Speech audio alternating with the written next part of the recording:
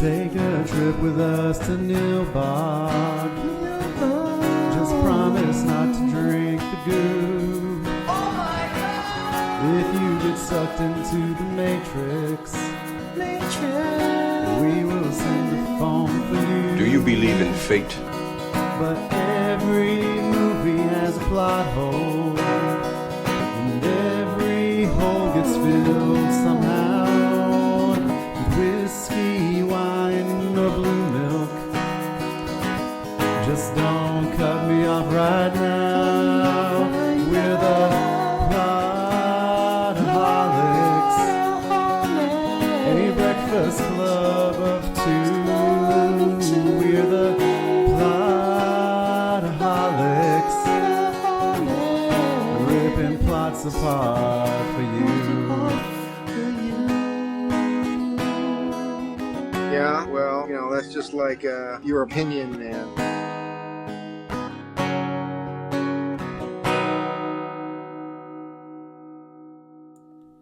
Hey everybody, welcome to the Plotaholics podcast. I'm Shane Wilson, and I'm joined as always by the man that I weathered much of the pandemic with in our own virtual bubble, Brian Tan. Hey-o. Yeah, I'll tell you what, that was definitely a good time during the pandemic. Between my weight loss, this was my most favorite thing to do during the pandemic. It was among my favorite things to do pre-pandemic, post-pandemic. Well, we're not post-pandemic because it's still going on. So, woohoo. Yeah. I love it. Pandemic energy. That's right. I've got all DJ COVID. What? What? In the house. What? In the butt. Slaughter in the dance floor. And then some. That's right. Yeah, Matter of fact, that's it. I'm going to fake my own death. I'm going to become a DJ. And I'm going to change my name to DJ Pandem. That's right. That's it. God damn it. So this week, Brian, we are live once again over on the twitch.tv. I hear that stands for Twitch television, but nice. That's good. I'm not convinced. Now, we are live there every Sunday right around noon. We kick things off and kind of shoot the shit a little bit, and then we get into the advertised content, and that's what you get to hear here on the podcast, whether you're watching the video edition on the YouTubes or if you're listening to the audio edition wherever you get your podcasts. But we would like, I think, to start things off and ask that you consider leaving us a little review, giving us a follow or subscribe wherever it is that you are hanging out and consuming this wonderful freaking content. Consider, showing a little love.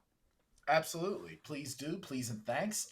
We've been seeing you guys. You guys have really been getting the downloads in, and we really, really appreciate it. We're getting some awesome, consistent download numbers.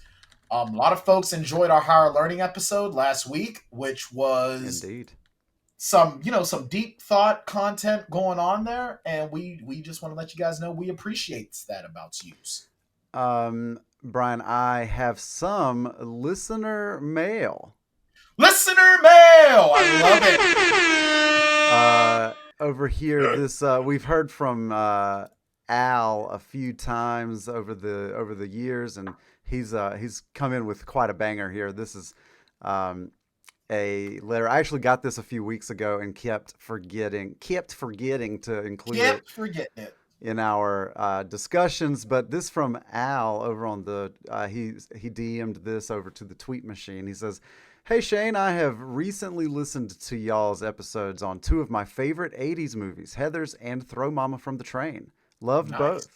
The Heathers episode, I had never previously considered if Christian Slater's character was a figment of the imagination of Veronica. That's a pretty wild idea, but you definitely made a great case. You're welcome, and I know. It stands up better than this one theory I came across. In one of my college classes, I had to read this book South of Heaven. It was written by this journalist who embedded himself into this high school for the 1989 to 1990 school year, aka my senior year. It was Largo High in the suburbs of Tampa, and man, these people gave this dude open door access to everything. He wrote basically a social history of the school for that school year, and it was everything from the conversations in the teachers' lounge to the minutia of the lives of students. It's now a fascinating time capsule of the high school life before cell phones, the internet, etc. For me, I had fun comparing dates of things that happened to people in the book with things that happened at my school in Kentucky that same school year. But all that to say, the clique of popular girls in the book weirdly loved the movie Heathers and quoted it incessantly, especially the quote, "fuck me gently with a chainsaw" line. They also asked random fellow students the poll question from the movie. But anyway, their interesting or disturbing take was Christian Slater's JD character was, quote, like a quasi-Jesus character. And one of the girls even noted that the pose he made just before the bomb went off was crucifix-esque. I think I like your hypothesis way better than I like theirs. Also, I watched Throw Mama from the Train on VHS when it was a new rental, and I was in high school. I thoroughly enjoyed it, but I haven't seen it since then, and I had rarely thought about it until listening to the episode. It was a pleasant trip down memory lane for me. Thank you so much again for all the wonderful support. I hope things are going well for you and Brian, your fan and pal, Al. So thank you, Al. Thank you. Thank you so much, Al. We appreciate you. Yeah. Very, very much. Big shout out from Al. I like it when we get listener mail like of that particular variety, especially because it shows that people are like really engaging with the content, right? Absolutely. And it definitely goes to show that we are very, very good at breaking these movies down, giving other things to think about. We're not just crapping on stuff or fanboying over stuff. We're actually discussing things. Yeah, and I And think I'm glad that we can do that. I think that we tend to be at our best when we watch something that maybe neither of us have seen, or at least something that Or we one haven't of us seen in a hasn't long seen, time. right? Or that we haven't Or seen in a while. As long as I think that we're sort of at our worst when we have like a little bit of the nostalgia glasses on, right? Like it can be a little bit difficult to see through those rose-colored glasses for both of us. We're both guilty of that. yeah. And We're human. We're allowed. this week, Brian, we're watching a brand spanking new film, and one that I watched through the whiskey-colored glasses 2 weeks ago. And may I confess something to you? Please. I started thinking about this movie this morning whenever I knew we were going to record, and it occurred to me that I had maybe gotten so drunk while I was watching it the first time that I don't know how it ends. So I wish I had been drunk. I This feel like movie you would have had actually- more fun if you had been. This movie pushed me to overeat, actually. Oh Like, wow! This I want to movie really made me regress in my eating. yeah I was I just want to that talk much- about it, but first, Brian, I don't know if I should trust you with this task this week because you seem pretty salty. All these flavors Well- out here, Brian, and you decide to be salty. My dude, here's the thing. I'm a freaking professional. Okay? I can do my job and be objective. This synopsis is brought to you by the Plotaholics podcast. No sponsorship. We're doing it all ourselves. This film, The Bubble, the 2022 comedy by Judd Apatow, Judith sees, Apollonia Towel. there you go, sees the pre-shooting and post-production of a film during the pandemic, the earlier days, Cliff Beast 6 to be exact. We follow an actress who I'm really trying here, but it's so hard. Bottom line is this: they're looking to make the movie during the pandemic, and we're going through some of the same anxieties that the world went through during the early pandemic days, while trying to make a film and being sequestered in one space at the behest of greedy corporate film studios and their own ego. That is the synopsis, courtesy of Brian Tan, one half of the Plotaholics. And honestly, it's a pretty good one because it's an ensemble film. You'd be hard pressed to dig through all of those storylines in a synopsis. I mean, in short, the cast of this franchise of films called Cliff Beasts are, as you said, quarantined and sequestered essentially at this real fancy hotel where near where they're filming. Are they filming it at the hotel? They're filming it there as well. Yeah. Basically, this is like a combination of the movie that the film franchise is like a combination of Sharknado meets Jurassic Park, and the situation is reminiscent of the NBA bubble Yeah. Yeah, during and the early days I of the thought pandemic. that this movie was at its best when they were filming.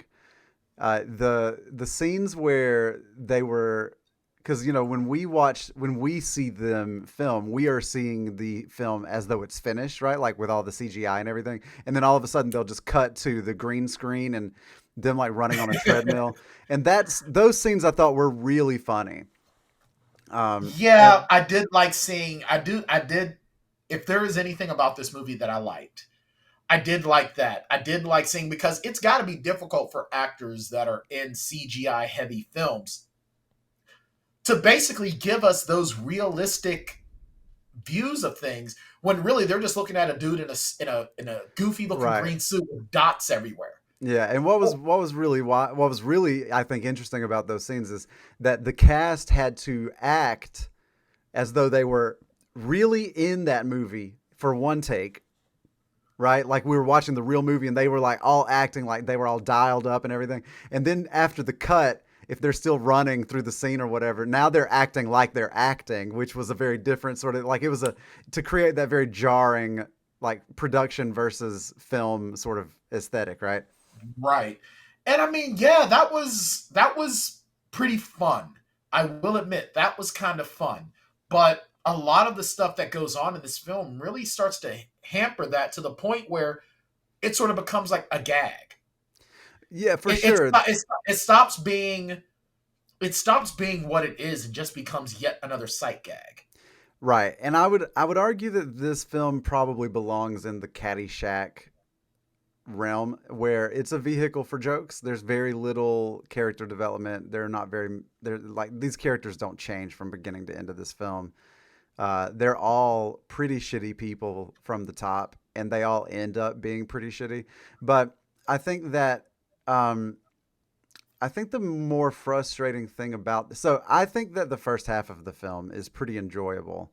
I think that there's a version of this movie that could be good, and that version of this movie is 1 hour and 26 minutes long.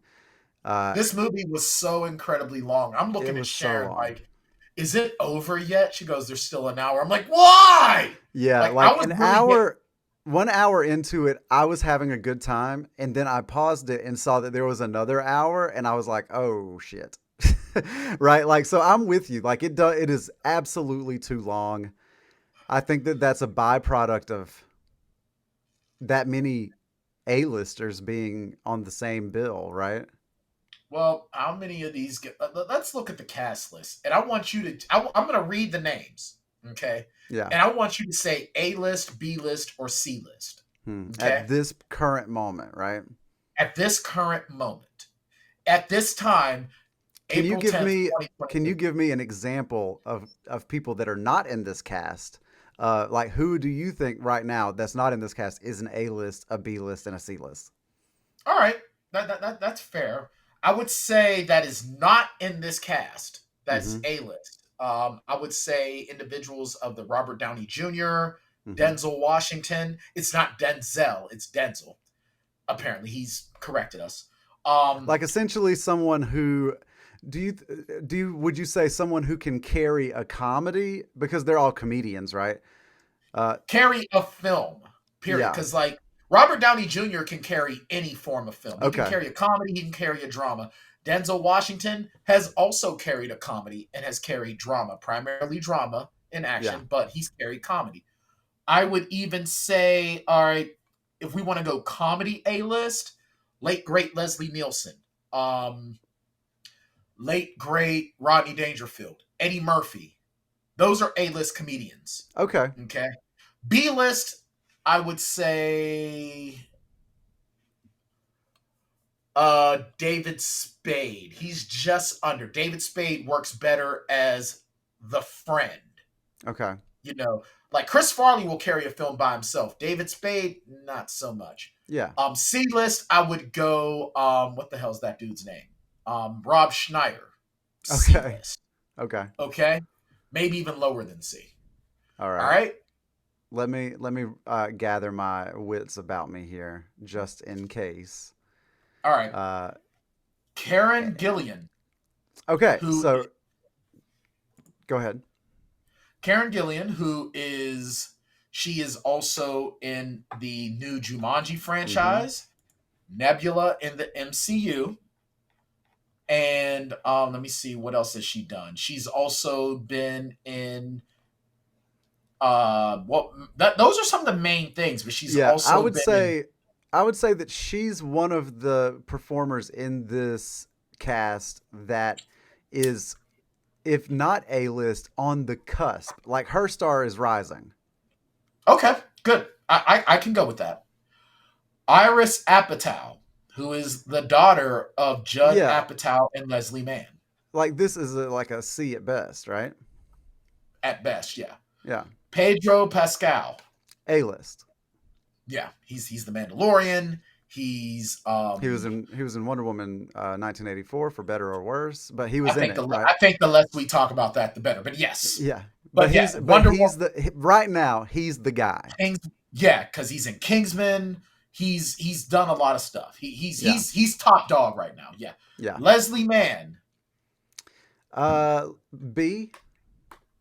Yeah, I don't ever see her carrying a film, but Yeah, she's always good as like the romantic. Like she was good in what Knocked Up. she was good in Knocked Up. She was good in Big Daddy. Mm-hmm. She's good in she was even good for her brief scenes in 40-Year-Old Virgin. Yeah, But other than that, yeah. Your buddy Fred Armisen. man, I love Fred Armisen so fucking much, but I can also acknowledge that he's more of a David Spade, right, than the Rock Dwayne Johnson. Right. Yeah. Merkin is fun in small doses. Mm. David Duchovny. I still consider this dude A list. I don't see. He's to me his this guy's star waned Oh, about for sure his star has a long waned, but time ago. for But I've sure it never has. even.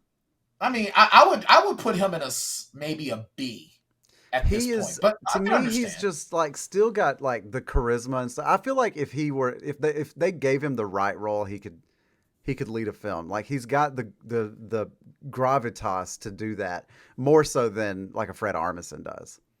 Fair enough. Keegan Michael Key. See, now here's this guy I'm a little iffy on because I feel like in the right scenario he could absolutely lead a film. And I think that we are hampered in our understanding of his abilities because he was saddled up next to Jordan Peele Jordan for so Peele. long. And Jordan Peele is like otherworld.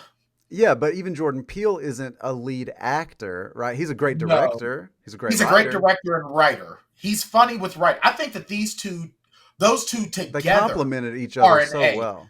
They're two strong B's that make an A. Yeah, I can agree with that for sure. Kate McKinnon. That she's an A for me. She is honestly Kate McKinnon scenes And I were think some of she's the better scenes. underutilized here. She is way underutilized. Now, granted, I have no desire to watch the Joe Exotic Carol Baskin thing that's over Right. there on Yeah, it's super weird Peacock. looking. I have no desire to watch it because honestly, I don't want to give either two of those people any more money or attention. Or attention, yeah. But I feel that Kate McKinnon is disastrously underutilized. I feel like I think like give me this movie and swap Kate McKinnon and Leslie Mann. yes. Or even swap Karen Gillan and Kate McKinnon. I don't have any problem with Karen Gillan. I think she's I fine. don't either. I just want more Kate McKinnon than I got. Yeah. Because here's the thing with Kate McKinnon. And agree or disagree, Kate McKinnon was probably the best part of Ghostbusters Answer the Call. I would argue that Kate McKinnon was absolutely the best part of that film, and she's probably the best part of almost every episode of Saturday Night Live from the last 6 years. I love Kate. Exactly. And In especially, fact, give me that part of Kate McKinnon's career where she's doing the Eddie Murphy thing and just playing everybody. yes, she is just that talented. She is funny, but you can also see that she can be like, I wouldn't want her to be super dramatic though, because it would feel like a bit. But Yeah. she's so talented that she could probably do anything. Like Yeah. she's gonna have to do like Jim Carrey and take on that one or two really, really dramatic role or Yeah. frightening role to show that she can do whatever she wants. I think that she would be able to. I mean, I'm thinking of like what Bill Hader and Kristen Wiig have done in their more serious roles.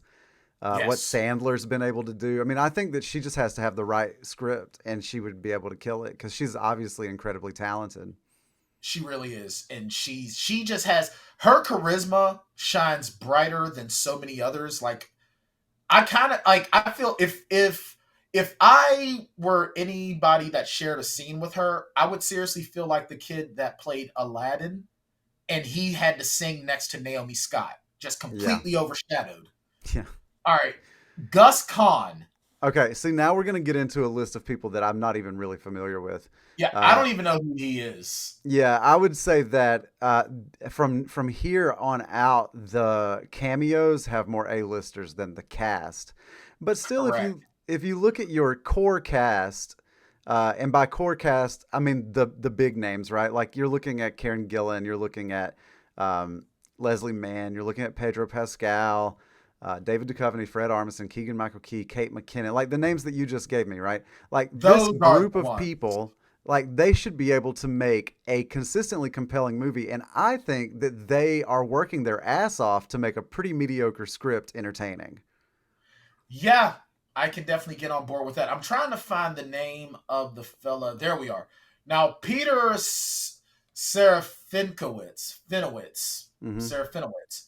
Now, he's one of those actors where he is more, you see, he's that guy where you don't know the name, but you know he's been in stuff. He's the voice of Darth Maul. He's in Yeah, Shaun of the Dead. this guy. He's that guy.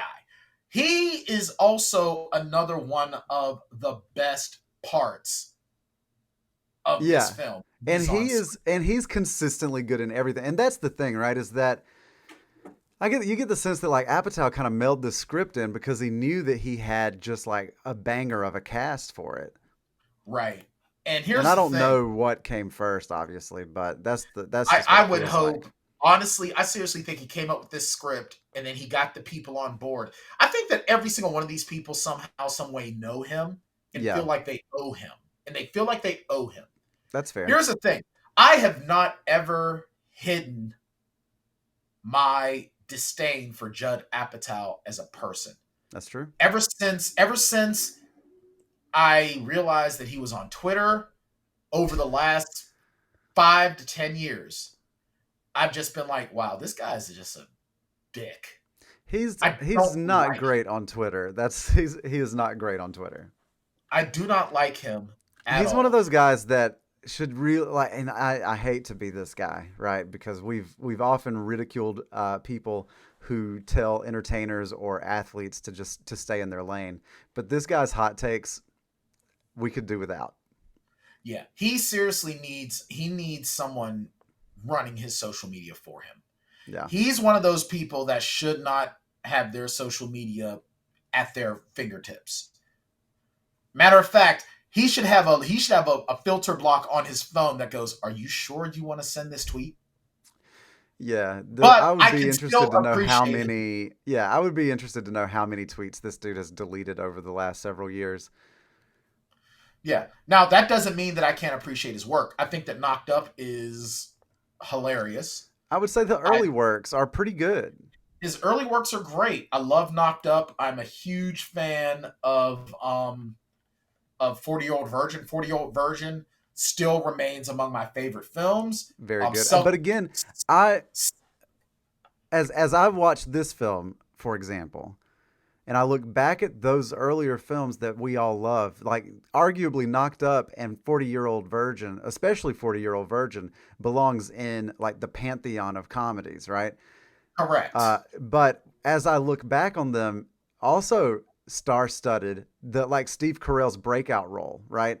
Uh, Right. I wonder, was he not? Has he not been bailed out by just incredibly charismatic performers his entire career? I think he truly has, because you even look at film now. These are his writing. All right, so he wrote Heavyweights, which is kind of a forgetful comedy. Mm-hmm. 1996's Celtic Pride, forgettable. He wrote that, relatively forgettable, but you had Dan Aykroyd, Damon Wayans, and Daniel Stern. An enjoyable film if you go back and watch it. It's Yeah. relatively enjoyable. Then you got 40-Year-Old Virgin, wrote, directed, and produced. Fun with Dick and Jane, wrote. Knocked Up, wrote, directed, and produced. Walk Hard, directed and wrote and produced. That one is excellent. We've got to do that one. That's maybe my favorite. Now you get to Don't Mess with Zohan, wrote, Oof. and a flop. Horrible. Horrible. Pineapple Express, wrote the story, produced it, a fun film. Yeah, a little bit different. It's like a dark comedy in a lot of ways. Yeah. And then you start getting to Funny People, This Is 40, Trainwreck, blah. You know, it's kind of stuff where it's like You get into like the dramedy part of his career where everything is like a little heavy-handed. Right. Too on the nose. Now you look at just his producing credits. Cable Guy, fun dark comedy, but kind of gets a little bit, it loses sight of what it wants to be. The Anchorman films, Bridesmaids, Talladega Nights, Superbad, Step Brothers, Pop Star. I mean, these are all bangers for sure. A lot of these are bangers, but really, once again, and you pose an amazing question. How much of this is him, his personality, his sort of, his thumb being bailed out due to his cast? Yeah. A likable cast. Because this film, as likable as a lot of these actors and actresses are, I'm sorry, they don't save it. It just gets really bogged down, especially in the second half. Beyond bogged down, it's. I went into it, and I'll say this: the first hour, I am willing to sort of concede. The first hour, I wasn't bored. The first 45 minutes to an hour, I wasn't bored, but then it just kept going. Yeah, and it was like an exercise in it was a marathon, and it should not. I felt tired by the end of it, and it's that's not why compelling enough. That's why I ultimately don't really know what happens at the. I guess they they run away. Like this is the plot point that kind of like lost me, was that they started losing their minds and wanting to escape, and like trying to break out of this hotel and all of this. Brian. While we were talking earlier, I had a thought that could have saved the entire enterprise. I think that this is so. The end of the film culminates in like they don't get to make Cliff Beast 6 because they all run away. So instead, they take the footage that they've shot and repackage it as a documentary that becomes like this critically acclaimed thing, which I think is a really smart turn at the end. But that was a very smart turn, and it becomes just a running joke. Right, but what I think would be really great is if that's the end, then they need more of a documentary crew presence on the set. Like, let's film this thing. Right. Let's film this thing like The Office. Like, let's make a mockumentary the whole time and have like the confessional moments where they're talking to the camera, and let's have like the free-handed like camera movement and stuff. Now this is more of a fun film now. This aspect is what, yes, give me a film version of The Office based on this. Yes. Yeah. Yes. That would have made this movie so much better. It gives the characters an opportunity to really connect with us, right? Because they're speaking directly to us.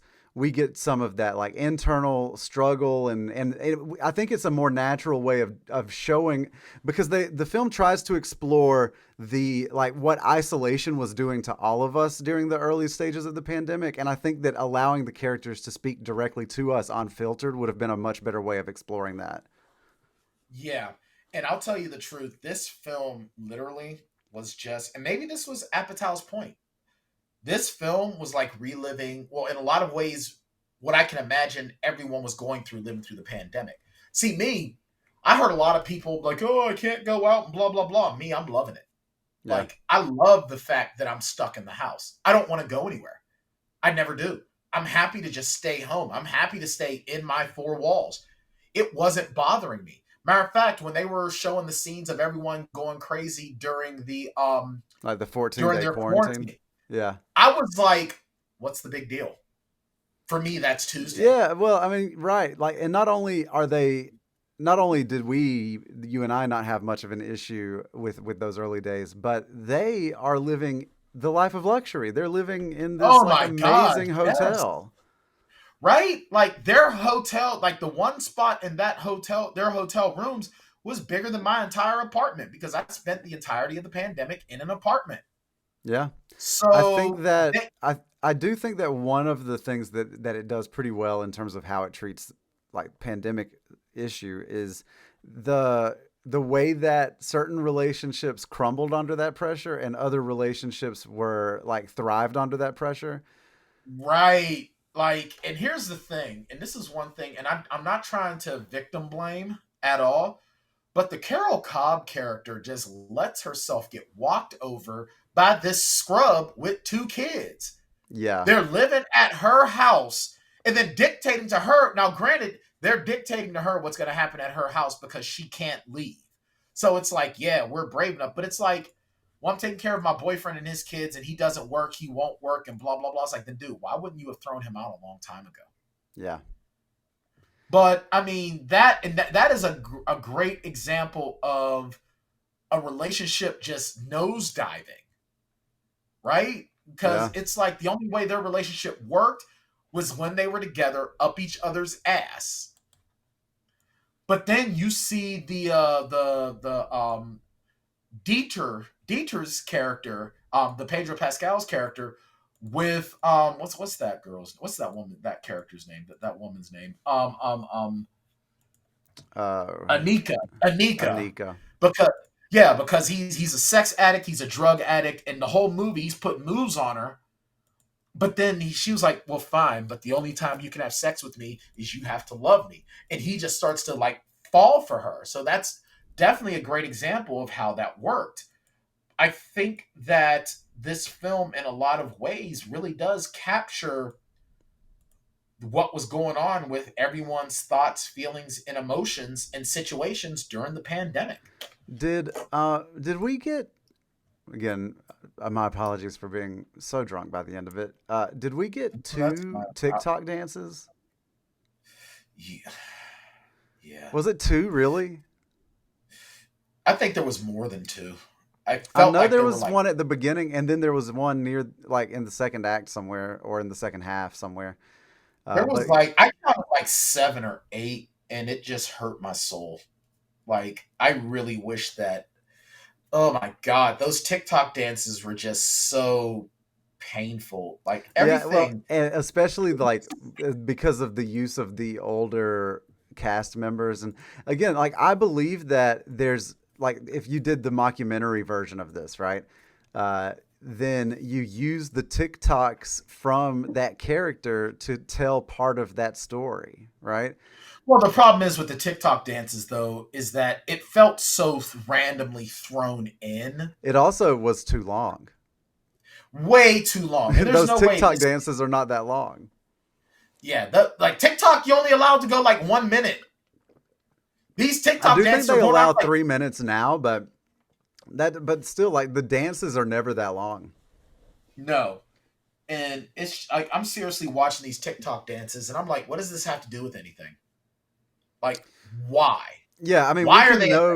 we can know that this character is young and like Gen Z and is into TikTok without all of this TikTok stuff over and over and over again. We don't need all that, right? Correct.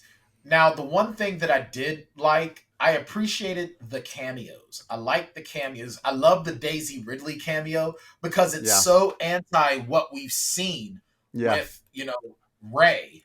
It's so anti Ray. Now, granted, to be fair, the only thing I've seen with Daisy Ridley is, other than this, was Star Wars. I haven't watched any of her other stuff yet. Like, I want to watch Murder on the Orient Express. Hmm. I want to watch some of the other stuff that she's done.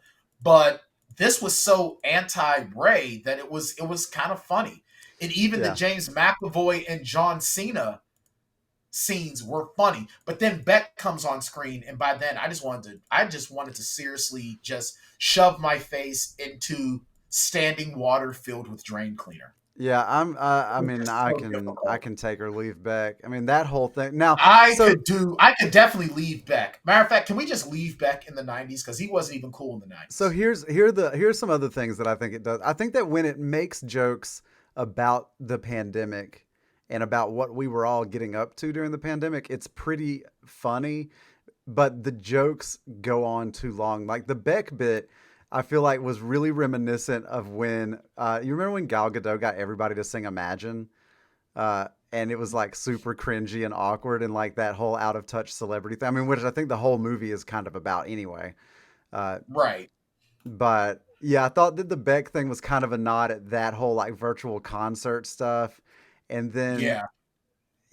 like Kate trying to make McKinnon was the only thing that made that funny, by the way. Kate McKinnon's right. face, just her facial expressions were the only thing that made that funny. Yeah, and the use of Zoom calls and stuff, right? But again, like that's a bit that like it has been done to death at this point. We don't need more Zoom jokes.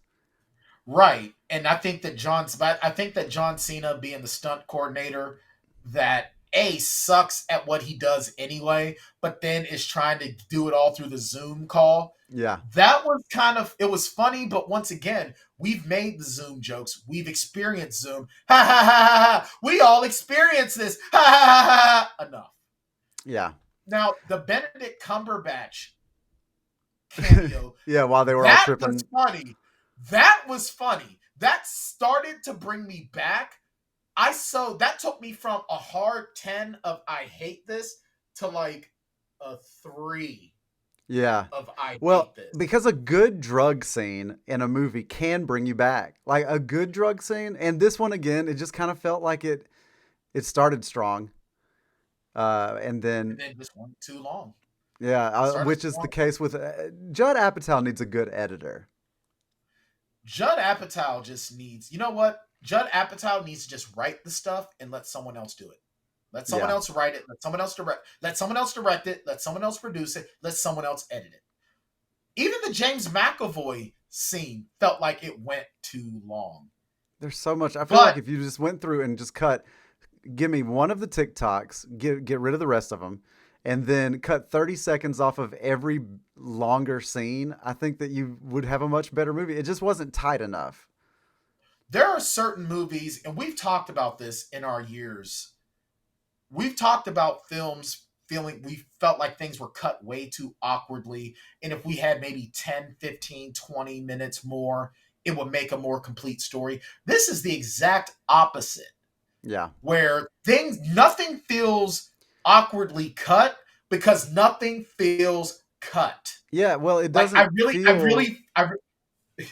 Yeah, like sorry. I feel like you were about to say. I think that they didn't cut anything out. Like, there's nothing on the cutting room floor here, and I Nothing. agree with that. You could eat off that cutting room floor, my dude.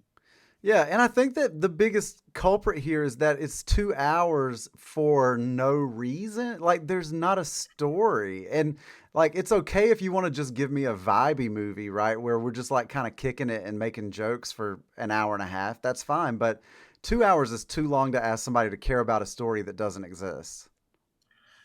I have had enough of the Seinfeld esque things. Right. I've just had it. The things about nothing, you know what? I wish that genre would die Hmm. because I hate it. I didn't like it with Seinfeld. The only time it was good, I couldn't even count The Office as that because it's about everyday life working at a paper company. And there They are just find a way to plot-driven make it compelling. stories. And it's a plot driven story, and each season has an overarching plot. Yeah. These quote unquote comedies that are about nothing, they need to die. They need to go away. You hear these bougie ass, hoity toity, snooty ass directors trash talk comic book movies. Guess what? This whole freaking comedy about nothing needs to die. It is not interesting. Damn it! Ah! Yes. Yes. Oh my God. Watching this movie, that was my reaction. Like, honestly, I was like, wow, we pushed back Hot to Trot for this? That's what she I, said. hey I honestly, I don't Roger, think Roger. anybody, yep, I don't think anybody has said, wow, we pushed back Hot to Trot for this. Like, I don't think anyone has put I mean, Hot to Trot but in at the that high. same time, like it's still hot to try, right? Like I don't think that we lost anything. I don't think we gained anything either. But this was a wash. Yo, I feel like. I don't know. I mean, the only. I mean, I had guess we, at the very least, we would have gotten more Bobcat, right? I had way more fun with John Candy voicing a horse and Bobcat Goldthwait as a stockbroker than I did with this film. Now, what And that's not even nostalgia talking. Now, what That if the is bubble just had been shot like a mockumentary, and then Bobcat Goldthwait had been one of the voices of the dragon? that's better. That I mean, Matter that's of fact, always I would rather have Bobcat Goldthwait as the Howie character. I would rather have Bobcat Goldthwait instead of Beck, we got Bobcat Goldthwait. like a whole stand-up set from Bobcat. No, Bobcat singing a song Oh as God. the Bobcat character. Oh, could it be No, could it be Bobcat Goldthwait as Beck? Yes, that would have been better. That And would have more been John funny. Lithgow. And more John Lithgow. Always more John Lithgow. Always John. If it's always sunny in Philadelphia, we can always have more John Lithgow. Yeah. Also, and I didn't say this at the top because I said because you were asking me if they were A-listers or not. But Pedro Pascal, obviously an A-lister, but still, I'm not convinced about this guy. Me either, because his hottest role right now to date, he's wearing a mask. He's a voice, And he's not even on set half of the time. No, anybody. Matter of fact, it is being proven that everyone is Din Djarin. He's not really bringing anything. Like, seriously, what else was he super duper famous for? He was Game in of a couple of Thrones? scenes of Buffy. Yeah, he got his chiclets knocked out in Game of Thrones, and he was in an episode of Buffy the Vampire Slayer. And he was in the crappiest Wonder Woman thing ever. And he was awful in Wonder Woman. He was terrible in Wonder Woman. I'm sorry, Pedro Pascal, he was pretty good in Kingsman. Well, there's been a lot of talk about whether or not he's even in the suit, like when the Mandalorian was in Boba Fett. That was he's literally a voice actor. Yeah, he's a voice actor. Now, we'll see how compelling he is when the Last of Us series comes out, which I'm excited to see because I played the first game on the PS4 or PS3, I'm sorry. And I'm not even ashamed to say I bawled have you ever played Last of Us? I have not. I've not played it. It's PlayStation exclusive, right? Yeah, it's a PlayStation exclusive. I cried my eyes out in the prologue of Last of Us. So I really want to see how well he does. But I'll tell you one thing. I would have even preferred seeing John Lithgow in one of the lead character roles and have Pedro Pascal take on a studio chairman role instead. Yeah.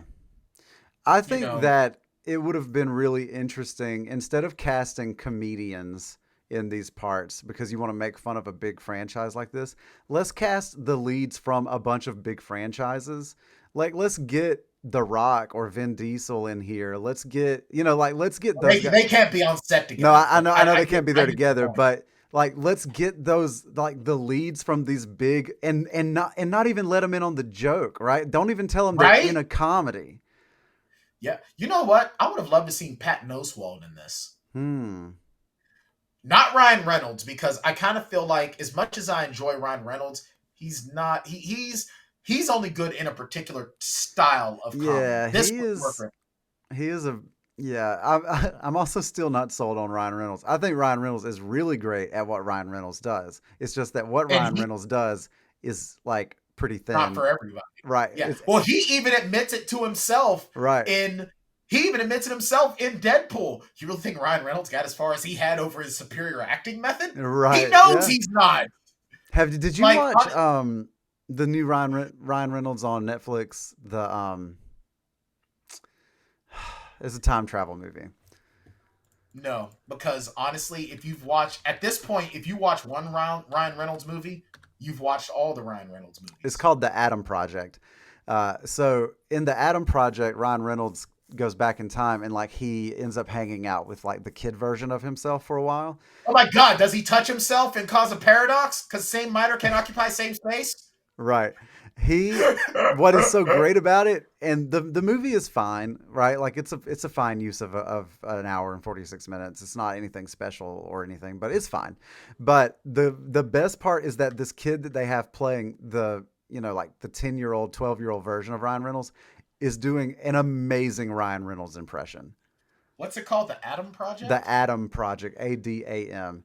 This kid Oh, has Yeah, this kid has the Ryan Reynolds like mannerisms down pat, which just shows you how complex it is to act like Ryan Reynolds. okay. Sorry, I went to Netflix so I could put it on my list there. The Adam Project. Okay, there it is. Oh, and it's in the top 10. Oh, and it's apparently a 98% match for what I like. All right, so I'll put it there. Yeah, it's Now, not bad. you know who else I probably would have thrown in? Who I probably would have been? It would have been a little bit more enjoyable to see on screen.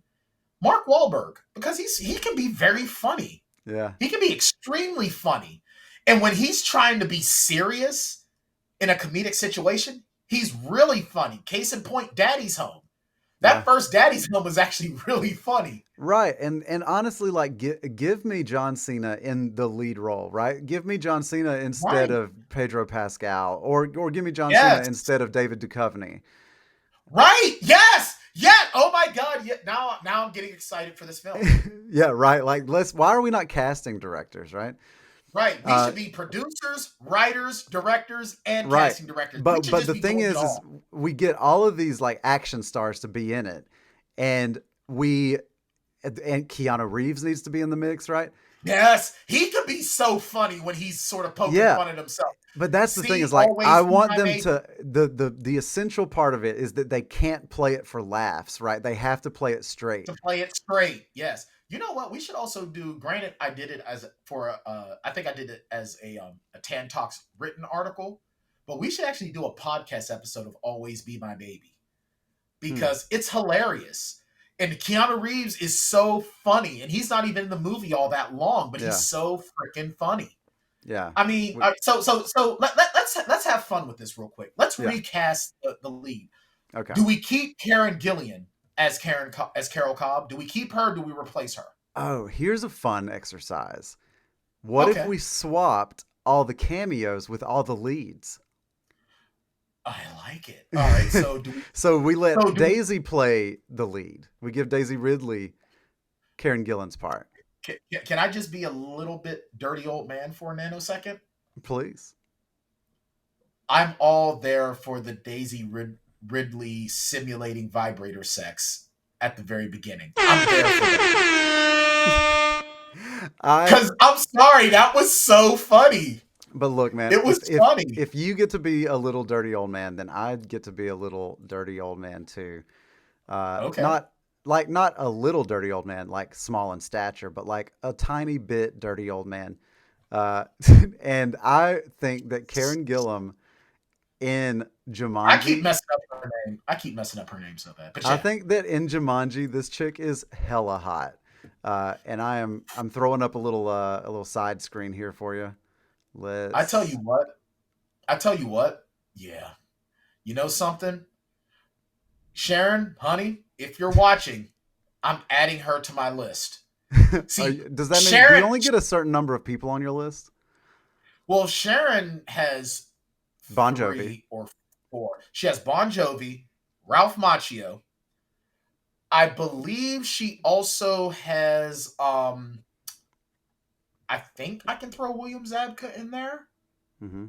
And I think I can throw I'm not sure who else. See, right now her and her bridesmaid or her maid of honor are downstairs doing wedding stuff with my mom. Ah, So I don't think I can just call her up here. But I know I know she has Bon Jovi and Ralph Macchio. yeah, So I'm adding Karen Gillan to yeah. my list. Karen Gillan. She's one of my hall passes. Like And it's like not in Jumanji, she's bananas. Now in this movie, she's whatever. She was underutilized. and I don't think that they did what works. I love her freak out about women's bodies and the male, not just obsession but expectation. Yeah. I love her rant about that because she's 100% accurate. Guys, newsflash: you cannot demand a woman be super duper duper duper skinny and have super duper duper big boobs. You do not get to make that demand.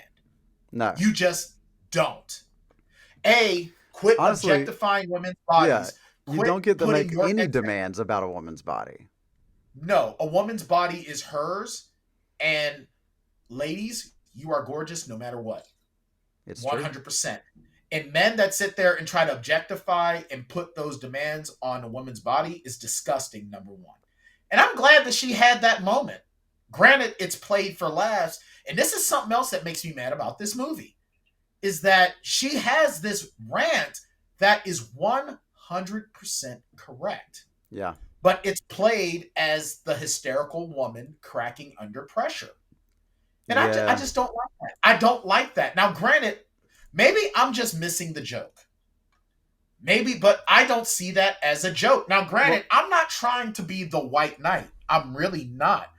All I'm saying is that it's another tired trope. But I digress. I think that I think you're right. I think that the woman having the meltdown is such a tired trope as well. Like why didn't we get a Pedro Pascal like complete meltdown, right? Or right. And I mean, well, we kind of did, but his is more drug induced. It's not it's like when they do stuff like that with men, it's totally different. It's either drugs or alcohol or sexual frustration. Right. And a man losing his mind over sexual frustration is also about some bullshit. Yeah, I agree. Because look, women can be sex addicts too.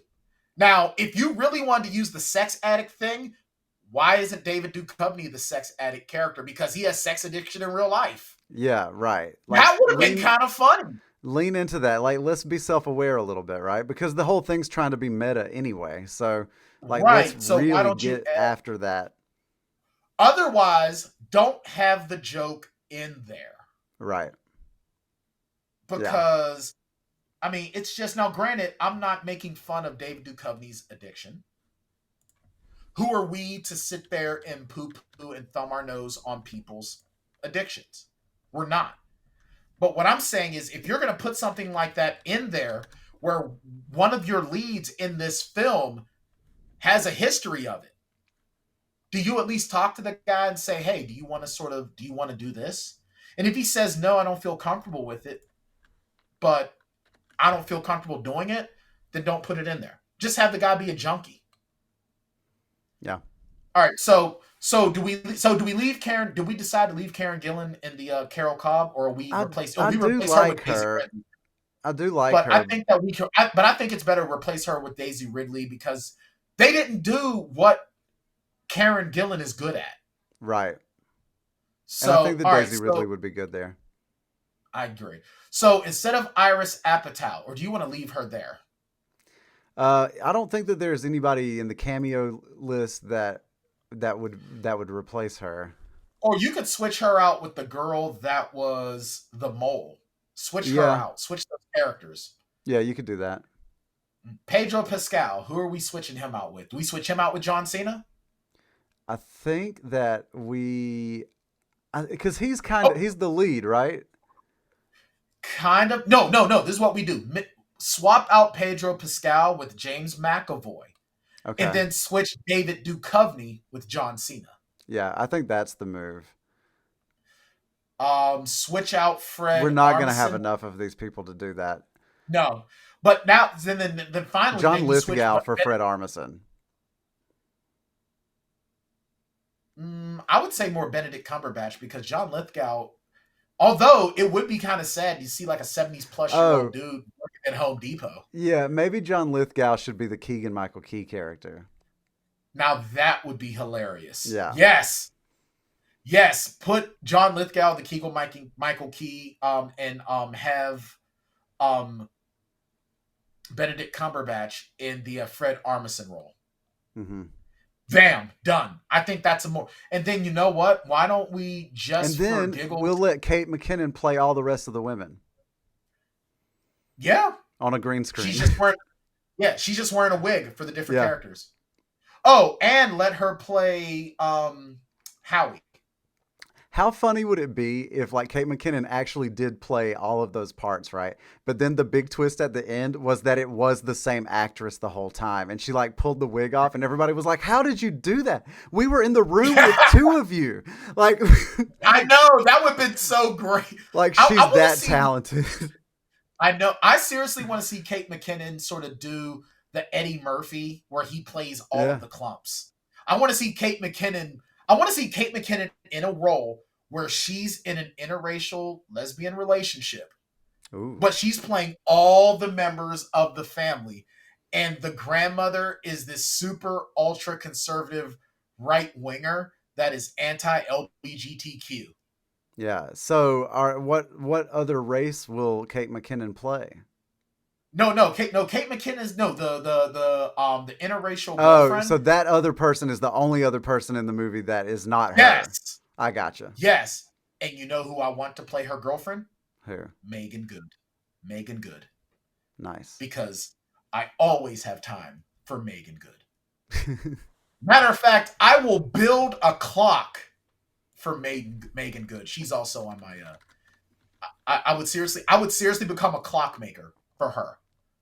Better yet, I would get so good at making clocks that Pinhead would come to me and make me make a puzzle box to open the gates of hell. Yeah, she's a whole vibe, isn't she? Dude, Kate, and here's the thing with Megan Good is that she is so great in Shazam. Yeah. But she can do so many other things. Like Megan Good is another actress who is dangerously underutilized. Yeah. And she's been around for forever. So yeah, that's what I would want. I want to see Megan Good play the love interest of Kate McKinnon, but Kate McKinnon plays all of her family members. Yeah. And Eddie Murphy plays Megan Good's father. I'm for it. Bam. Man. I'm for it. That is the highest. That is among the highest grossing comedies of all time, right there. Again, why isn't this our day? But what is it called?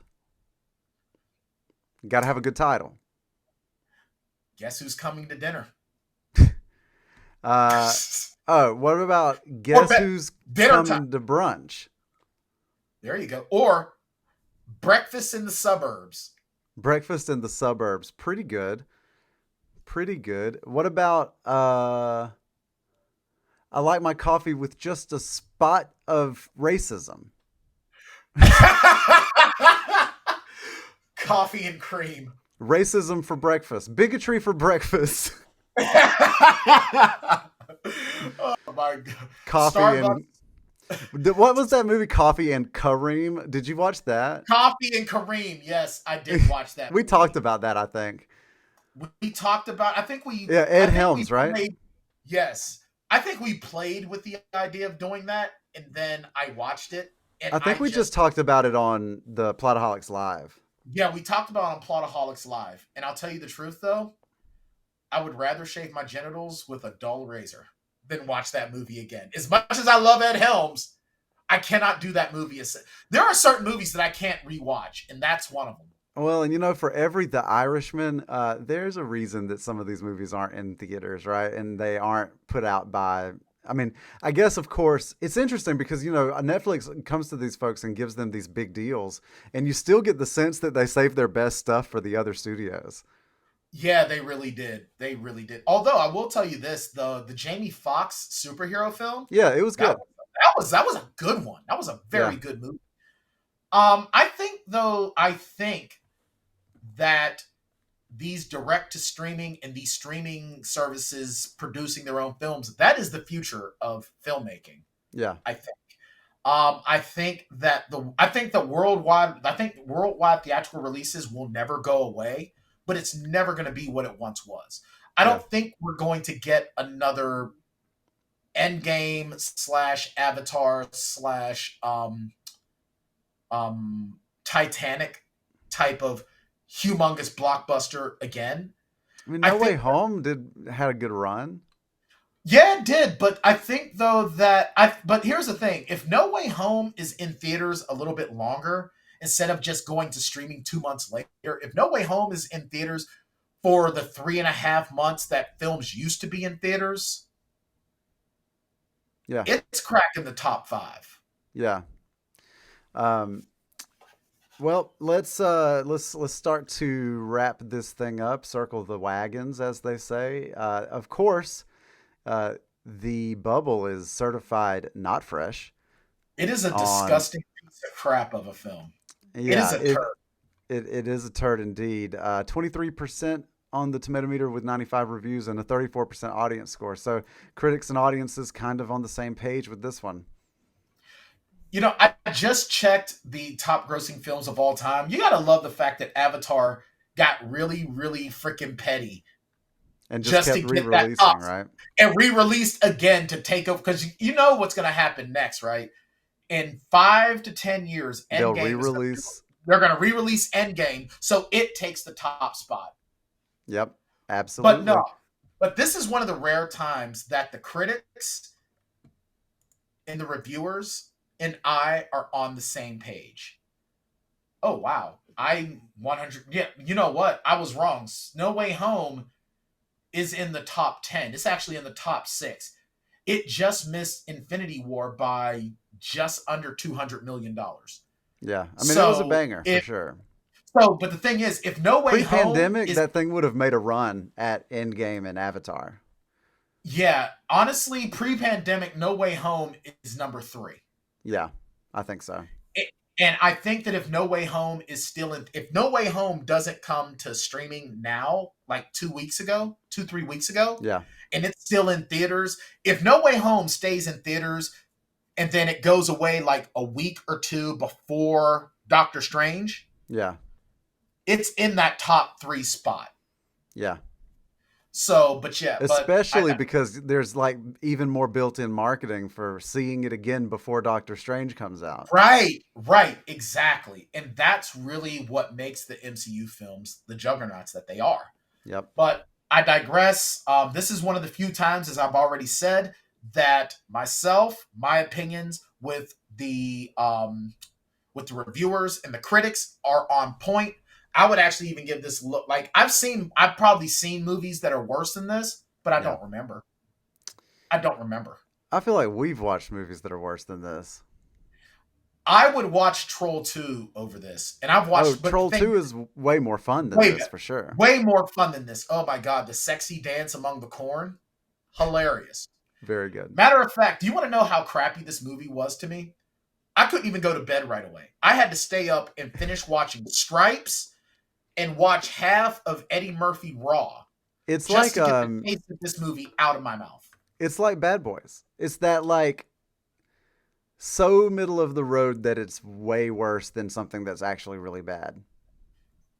Honestly, I not only am I on par with you on this, but I'm gonna take a step further. Remember how I said that I hated Garbage Pail Kids so much that I didn't even finish it? Yeah. I would rather finish Garbage Pail Kids. I I would am a rather fan of watch Garbage Pail Kids. I would rather watch Crow Wicked Prayer again than Yeah. watch this.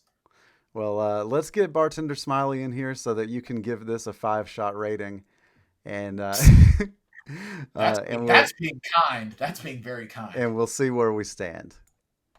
The Plotaholics rating system for the movies is a pretty simple system. Basically, they rate movies based on how many shots it takes to get through them. So if you got a good movie and you get through it all the way sober, then it takes 0 shots to get through the movie. And then if you got a really bad movie, then it could take up to 5 shots to get through the whole thing. I think you can try to figure out the middle part yourself. So, what can I get you? Well, it's almost like Smiley knows exactly what we need because he's poured them all out there. Brian, would you like to start? Is it possible to quadruple my rating? to do 20 shots? I mean, if you want to. I mean, there's no rules, man. This is the Wild West. You know what? There's one thing about having your own podcast, and that is that you get to make the own rules. And that's what I appreciate. Tell you the truth, I would rather put myself in an alcohol-induced coma than ever watch this film again. And you were asking if it's possible to quadruple your rating, right? Yeah. Nothing is impossible. Thank you. I'm going to tell you a little bit of a backstory on this rating. God. One time, I drank enough alcohol that I was puking solid black stuff.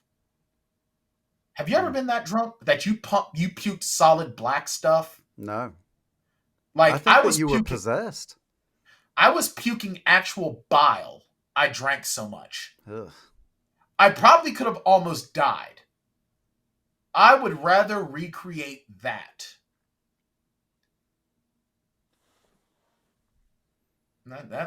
I would rather drink to the point. Matter of fact, I'm giving this an infinity shot rating. Is this your least favorite thing we've ever watched? Yes. Wow. This is my least favorite film that we have watched together. Jeez Louise. I had zero fun with this movie. I had there's just and the parts of this film that I did enjoy were just completely hampered by everything else. The metaphors that we have set for this are a far better film than this could ever be. I would take a J.J. Abrams film festival over this. This movie has made me appreciate. I'm gonna probably go back and watch Rise of Skywalker again and say, at least it's not the bubble. Honestly, I can't get all the way on board with you on that.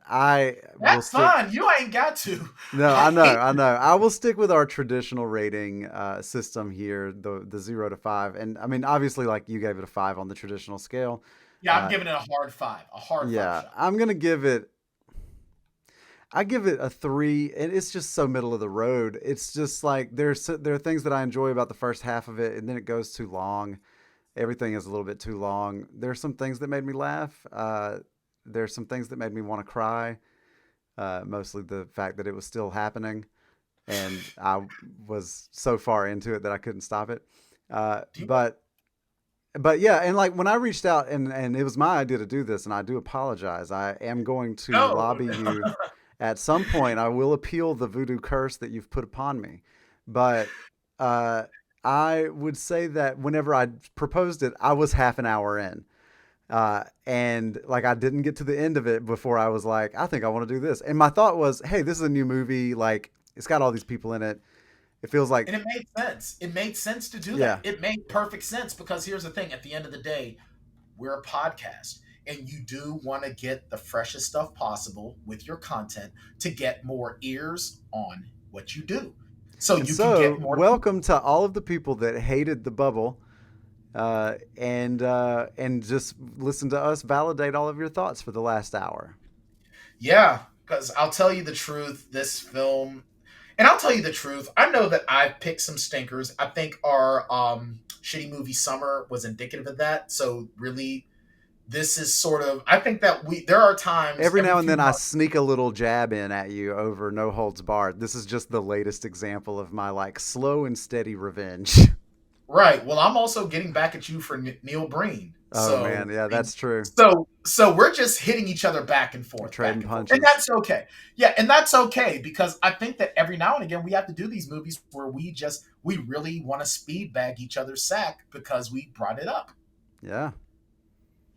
And I'll tell you the truth, sometimes when we do stinkers like this, it does make for some compelling discussion. Like our discussion is more compelling than anything that this could have done on screen. It's true. Like, I'm pretty sure when we do Hot to Trot, you're going to be like, wow, Brian, I really, really hope that you're going to be like, man, I really, really wish that you accidentally got hit in the balls with a slingshot right before your honeymoon. Yeah. And you would be within your rights to feel that way. Well, I mean, I don't bury the lead too much there, right? You're giving it away a little bit. Next week, Brian, we got we got some interesting stuff happening over the next little bit here. I think. Yeah, we that do, man. We are gonna have to do double duty next week. Yeah, because we're gonna have to do. We've got How High coming up, and then Wedding Crashers. That's right. We're Now, gonna have to. So we will not be streaming. We will be streaming next week. We will not be live the following week because Brian is getting married. Congratulations. Yeah, thank you. But now, are we going to do our watch party? Yeah, I think we probably need to talk about that because we record How High next Sunday. Mm-hmm. And then we're going to pre-record our Wedding Crashers episode, which we had this whole huge plan. And if it was, and I'm throwing shade at Ivy. If Ivy were a more cooperative puppy dog, yeah, we would be doing Wedding Crashers live from my rehearsal dinner. Yeah. But we can't, and that's understandable. It's 100% understandable. It is what it is. When you're a puppy parent, you have to make concessions. And it makes total sense. So, but I think that Wedding Crashers as a film is also completely and utterly appropriate. Yeah. And I think that next year we should do Bridesmaids as an anniversary. Is this a new tradition? I guess just doing wedding movies every year on your anniversary. Yeah. Or if you and Michelle tie the knot, we can do Bridesmaids for yours. Yeah. So, did you want to have Sharon and Michelle in on that episode? Yes, I do. I think that would be a hell of a lot of fun. Okay. Well, then that means that we will, as we said, we can't record it on that Sunday, so we'll find the time. And we'll do that off air probably. But yeah, so next Sunday we'll be here for How High. Keep an eye out at the socials if we announce a Twitch watch party for How High. It's one of those films that's included with Amazon Prime, so it's something that we can technically stream and watch, with you guys. So now keep your eyes out. We won't be able to post it to YouTube. So right, the watch party won't be on YouTube. It'll only be on Twitch. Correct. And then we'll probably record the audio of it and upload that for I don't know, do you want to do that or do you want to just have it as a Twitch exclusive? I think if we do the party, it has to be a Twitch exclusive, and then you record Correct. the episode. You record the breakdown episode after that. That makes sense. Yeah. So either way, so the watch party. If we can get it together, we might do it. If we can't, then we'll just be here next week at noon to do the old How High breakdown. Which is good. And I have to admit this will be my first time watching that movie. And mine as well. Nice. I like it. So with that being said, guys, make sure you like, share, subscribe. If you're checking us out over there on the YouTube, make sure you hit the bell icon and you'll be notified. You can have the option of being notified of all of our uploads or occasional uploads. We got new content coming out on there weekly. Actually twice weekly, bi-weekly. And so keep up with us, pass us on to your friends because we're still going strong, man. That's right. Have a nice week and we will talk to you next time. Take a trip with us to Nilbog. Just promise not to drink the goo. If you get sucked into the Matrix, we will send a phone for you. Do you believe in fate? But every movie has a plot hole, and every hole gets filled somehow with whiskey, wine, or blue milk. Just don't cut me off right now. We're the